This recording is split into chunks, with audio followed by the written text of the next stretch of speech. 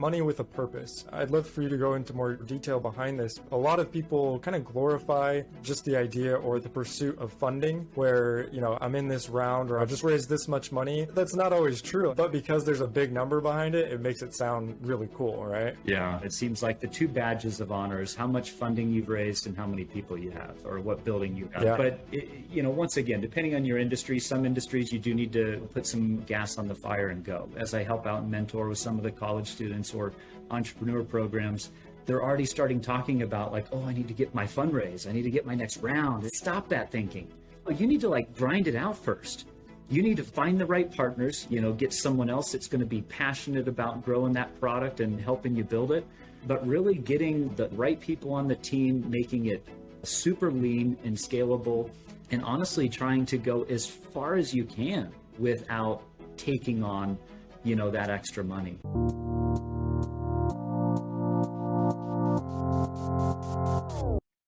Hey everyone, we are here with Brad Parker. Brad is the founder and CEO of Private Auto. Thank you for being here with me. Yeah, happy to be here. Thanks, Tyler.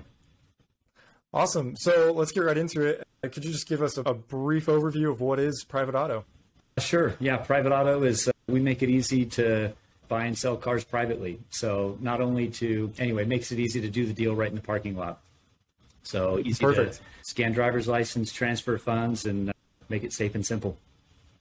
I love it. And I personally love the idea. I recently sold a used car and it was a nightmare, and I'm definitely using Private Auto in the future. Cool. So how'd you originally get the idea for Private Auto? Yeah, I bought and sold stuff privately on my own several times, whether it's an ATV or a toy or a car for one of my kids or something like that. And I think, for the most part, it was easy to do a deal. If you're buying something under $5,000, it's like, all right, use Cash App, Venmo. You can kind of do the deal. You can bring cash to the table. But anytime it's over 10 grand, then it's like, all right, what do we do? I got to go meet up at your bank or go here, coordinate the funds. And so in a way, coming from technology and my last company was in high dollar transactions, it was one of those, there's got to be a better way. If I want what you have and you have title in hand, I want to do the deal right now. And so that's what we sought out to achieve. I love it. And then that previous industry, that was something to do with the yacht industry, right? Yeah. So our last company was called Yacht Closer. It was kind of like the LegalZoom and DocuSign of the yachting industry. So people that sell medium to large yachts, they used our software to do all their contracting and closing paperwork. Cool. Perfect. Awesome. Well, thanks for kind of walking us through a little bit of the background. So now we're going to get into the good stuff, the stuff I'm really excited about. So let's get into this first principle. We briefly talked about it already, but kind of the best ideas, the best business ideas are typically within 5 feet of your daily routine. Could you go into more detail on that? Yeah, I mean, that's the way it's worked out for me. I think it's like the first business in the yachting industry. I used to manage a boat dealership, and I used to do all the paperwork, the closings for the boats at the dealership, but I started a yacht brokerage, and it was all paper, print, scan, and fax. And it was the biggest bottleneck to my day. And it was a pain point to my day that, in the beginning, selfishly, I just needed to make my day easier to be able to just get everything done. Then I realized the whole industry needed that help too. And then I think, the same thing for, Private Auto. I've bought and sold stuff privately, even kind of being in dealership world, you're always kind of wheeling and dealing and doing something. And so it was always it was always shocking to me that there was no software for that private sale. There's marketplaces, there's places to list your car, but to not have a tool that you could do the bill of sale, get rid of the fraudsters, scan driver's license, and be able to transfer high dollars instantly and securely, it was like, why has nobody created this? Yeah. And so anyway, then it was time to do something about it. Nice. I love it. And we also talked a little bit about kind of you giving, advice, mentorship to other people, and how sometimes we get a little bit too pie in the sky with our business ideas and think we can change an industry, even though maybe we've never worked in the industry. I had actually my own experience with that. The first company I created was just out of college. I was a economics major, but then I was going into this market research startup, and I didn't know anything about market research before that point, but I became an expert, and like eventually, you know, it was successful, but it took a lot longer because we had no idea what we were doing at first. Is that typically some advice that you give, is work with what you know? Well, yeah, it's like, you know, get in, get your hands dirty, roll your sleeves up, and, you know, become part of an industry, a process, a business. You know, sometimes as I've worked with college students or people starting businesses, some of the ideas may just be kind of like something out of left field that they've never had any experience with or time in. I mean, one of the things that, even when I ran a boat dealership, it was interesting. One of the things that I would occasionally do is go immerse myself in the department that I don't typically work in. So I would go sit in the parts and accessories department. I'd observe, I'd watch, I'd like, you know, understand how things flow, and even ask questions as to why does it flow that way? Yeah. And I think, I don't know, I think you'll have the most success by working with the pain points that are close to you and you're passionate about, because it affects your daily life. And I think those are the best business ideas. And that's why I kind of say, like, hey, those best ideas are within 5 feet of your daily routine, something you do. Yeah, I love it. Perfect. And I mean, yeah, I can definitely attest to that. Like I said, the first company that we had was a market research company, but then we used virtual assistants in that first company. And we noticed a lot of other people wanted to hire virtual assistants, but didn't quite know how, or didn't like the process, or didn't know if they could trust the virtual assistants, all these obstacles. And so, like you say, you know, yeah, the first business, we didn't really know anything yet, but the second business, it's been more successful because we've had, you know, very intimate experience with it, and we know exactly what other people are struggling with. So I think that's a big part too, is like you said, you get to know the pains, not for yourself, but also for the people around you in that same industry. That's right. 100%. Yeah. Love it. All right. Well, then the next point that I wanted, that we briefly chatted about, was employees are temporary.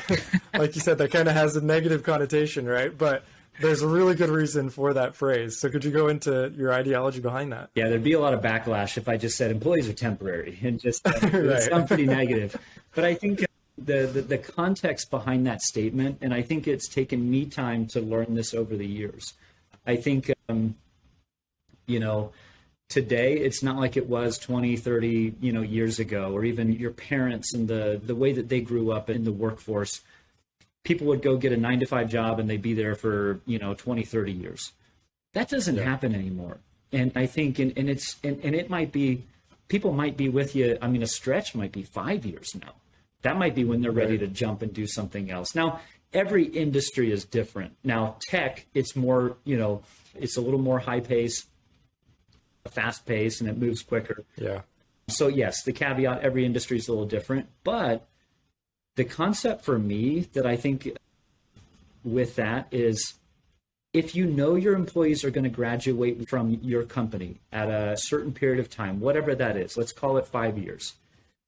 If you think of that from the beginning and then structure that relationship in a way that, let's make this 5 years the best that it can possibly be. Let's make it a good run. For example, if you have somebody like, there's a member of our team that's awesome at videos. He does an incredible job at creating videos and creative content. And so taking, you know, this person as an example, it's like, wait a minute, if we know that he's going to want to graduate and do something else in the future, what if we made this the best run possible and really highlighted his skills, helped him grow his skills, and in a way that it helped Private Auto, you know, really get on the map and really help our marketing, but it sets this person up to like run his own business. And there's people knocking on his door wanting him, you know, to do their creative because of what he was able to do for Private Auto. And I've started thinking about that for each employee, and it's like, you know, it's a win-win, you know, definitely. It helps accelerate business while we're together, and accelerate that person's career into the future. And I don't know, if you just approach it that way in the beginning, I think it just makes the relationship that much better. Yeah, and I like the word you used, to accelerate, because that's kind of what was going through my head as well, is like, it almost not quite a sprint, like 5 years is not a sprint, but it does make it feel like, hey, this is, a limited amount of time. Let's make the most out of it as possible. And so, a little bit, it feels more like a sprint than a marathon, because I think the other side of it, maybe how it used to be is, I've got 30 years at this company. Like now I can get kind of comfortable. I can get into the routine. Like, let's just make this 30 years as easy as possible. Right. But yeah, now you're saying, okay, there's a limit to how much time, I want to spend here. I want to move on to the next bigger, better thing. So yeah, let's make the most out of this time. Everyone has so much attention span. Let's get that attention while it's here, and let's focus the energy, focus the growth. And when you graduate, everyone's happy. Yeah, I love it. And I do agree. I think it even breeds more loyalty, actually, because we've noticed that with our team. Like, that's always been our attitude as well. Is like, we do not expect you to stay with us forever. Like, if you grow beyond our team, if you grow beyond, this role, like, that's okay. Like, maybe, we'd love to have you stay, but like, we'll help you on your path. And I think, like I said, I think it even breeds more loyalty and more like goodwill, more like reciprocity. Like, hey, they're looking out for me. I'd like to look out for them and do as good of a job as I can while I'm here.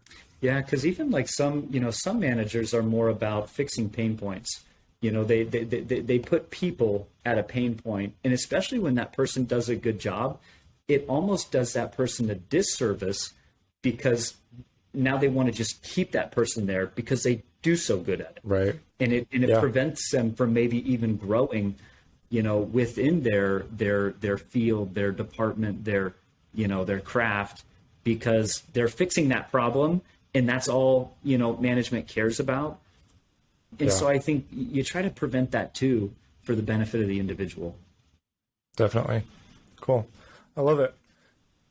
Okay, perfect. So one other thing that we wanted to discuss today was money with a purpose. And so I'd love for you to go into more detail behind this, but we briefly talked about how a lot of people kind of glorify just the idea or the pursuit of funding, right? Kind of in and of itself, where, I'm in this round, or I'm in, I just raised this much money. And like, your immediate reaction, I feel like, is, oh, well, congrats. Like, you're successful. Like, wow, like, great job. Like, but that's not always true. Like, it's that maybe that wasn't the right move on their part, but because there's a big number behind it, it makes it sound really cool. Right. Yeah. And I don't know if it's a Utah thing. Ever since I moved out here from Florida, it seems like the two badges of honor is how much funding you've raised and how many people you have, or what building you have down at, Lehigh there. But, right. Hey, once again, depending on your industry, some industries you do need to, put some, gas on the fire and go. Of course. But for most startups, it's, and it's funny, I even hear, as I help out and mentor with some of the college students or entrepreneur programs, they're already starting talking about like, oh, I need to get my fundraise. I need to get my next round. And it's like, no, like stop that thinking. It's like, no, you need to like grind it out first. You need to find the right partners. You need to find the right partners can moonlight it with you, that they can dedicate time and not be paid, and that they can, you got to, get the product to MVP, if you're in tech, get a technical co-founder, get someone else that's going to be passionate about growing that product and helping you build it. But really getting, the right people on the team, making it super lean and scalable, and honestly trying to go as far as you can without taking on, that extra money. Yeah. You learn so much more by doing that.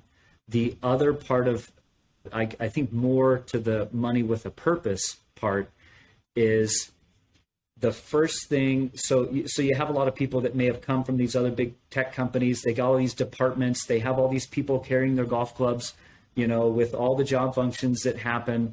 And so you get the round of funding, and then what do? You immediately put people at pain points. And then, and then you have a very, heavy company with overhead, because you just immediately put people at pain points because you had a lot of money. Whereas if you really try to grind it out and bootstrap it as long as you can, you don't have an option to do that. So what are you forced to do? You're forced to look at that problem and say, okay, wait a minute. I can't afford to hire another person for that. So what am I going to do? Well, wait a minute. Let's look at some technologies. how can I scale that? How can I do that function right there with 0 people or 1 person that these other companies take 5 to 10 people to do? Oh, wait a minute. There's something that exists. Let's try it. Like it forces you to innovate before you just throw people at problems. And that's where true innovation happens. And it does, and I know this sounds counter, jobs, but it really isn't. You're actually protecting jobs by focusing on it this way, because now the people that are with you, you're going to create a leaner operation. You're going to be able to run longer and have a greater chance of survival because you innovated first, and you were forced to do it because you didn't have too much money. Right. I love that. And yeah, like you say, it's making it more sustainable. You're looking more for the long-term future than just the short term in terms of jobs and in terms of your company's survival. That's right. Like you say. And I totally agree. Like even in our current business, like we haven't put a ton of money into the business. And like you say, I think that's net overall a huge positive for us in terms of how much we're learning, because, it's such a temptation, I feel like, for anybody to, okay, let's just throw money at this problem, or, let's just throw $100,000 at ads and like, just hope that works out, right? Yeah. Enough money will figure it out. Yeah. Like that's so rarely not how it goes. It's like not. You can do so much more learning with less money and more like you say, money with a purpose. That's kind of a different definition where you're really just using that money very consciously and much more like a scientific experimentation type way, instead of just saying throw money at it and it will be successful. That's right. 100%. Awesome. Well, perfect. Yeah. And I mean, I definitely see that in Utah. I'm not sure if it's popular elsewhere, but I think it is an issue in Utah. And I could feel that. I attended Brigham Young University, and I could feel that as well. And when I ever talked to any other students or entrepreneurs, like that's always what came up, is like funding and all those types of things. And that's what's exciting, but it's the not exciting things that are actually going to be the most valuable long-term. Yeah, no. And like I said, there's some industries or companies and in certain tech spaces where you got to move quick. And so that may be part of the plan, but for a lot of these startups, they shouldn't be thinking that way. Right. And then I think that ties into another phrase. I mean, kind of coming from lean startup. And I know there's actually even a book like Nail It Before You Scale It. Oh yeah. And I think that's so true in this case as well. Like figure it out with, an extremely limited budget first. And then once you've spent the time to figure it out, yeah, sure. Now you can throw money on it. That's right. You're guaranteed that you're going to get an ROI on it. Yeah, absolutely. I love that phrase, that nail it before you scale it. I use that all the time and kind of ring it in my head and remind myself multiple times, like, no, don't pivot that way yet. No. Get this right. Yep. Yeah. Yeah, totally. Cool. And then that actually ties into kind of the final point for this episode. So one other phrase that you've mentioned that you like kind of on repeat in your head is focus and finish. Could you go into what that means for you? Yeah, focus and finish for me, I think it's a discipline that I think I'm still trying to master, but it's a long road between idea and execution. That's what separates the pack for any startup. Being able to grind it out through the ups and downs and really just finish. And I think, so it kind of ties into the nail it before you scale it too. But I mean, being able to just put the horse blinders on, focus on the task at hand and get it done. Yeah. And I think one of the biggest causes of failure for a startup, especially a startup that really has something. If you have something special, then lots of opportunities are going to come knocking at your door. And especially as a new founder, that's flattering. It's like you're kind of like, there's shiny objects all over, and you're like, you feel definitely good. You feel excited about what you've created. But that is going to be one of your number one reasons for failure, is by paying attention to all the shiny objects coming at you. Yeah. And I think, you can either be great at one thing or okay at a bunch of different things. And most companies don't get off the runway because they spend too much time trying to run down too many paths. And so maintaining that focus and finish mentality on the core value prop, the core MVP, the core product that matters most. But also having a strategic mindset to, okay, I know if we nail this, then we can open that door. We nail that, we can open these 3 doors. We nail those, then the point, but you have to have that mindset that you have to nail this point first. So I think just in your product discussions, in your marketing meetings, in really bringing it back to the core, what matters most? What's the one thing that we can do that's going to affect all those other things down the line? Then let's forget about that for now and go back to this one thing. Yeah. And I've seen some literature or LinkedIn posts about this a lot recently, where just being able to say no is like an extremely valuable skill, or just that habit of using just ready to say no to things. Because like you say, there are attractive, tempting, shiny objects. And it's, like you say, it's kind of in our nature to be excited about those shiny objects, those flattering, proposals and all those different things. But it should become more of a habit to be prepared to say no to those things. Yeah. And it's hard. It's really hard. Yeah. Yeah. Yeah, definitely. Well, perfect. Yeah, I mean, that kind of wraps up today. So is there any other advice or any other tips and tricks you want to share with the audience before we sign off? Tips and tricks? I don't know. I mean, I think just, these things, it's a constant battle. And even though, I think the one message of hope, even though I'm starting another business, I'm still making mistakes. And you still encounter a lot of the same hurdles and mistakes, and I think that's reality. And so just surrounding yourself with the right team, the people that you can communicate really well with, and just work it out is going to be the most successful thing you can do. Is surround yourself with good people. So I think that would just be the tip right there.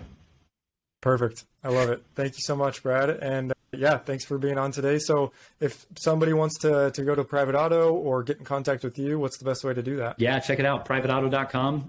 You can hit me up on LinkedIn anytime, but privateauto.com. And if you want to list a car, check it out. We'd love it. Awesome. Okay. Thank you, Brad. Thanks, Tyler. Bye.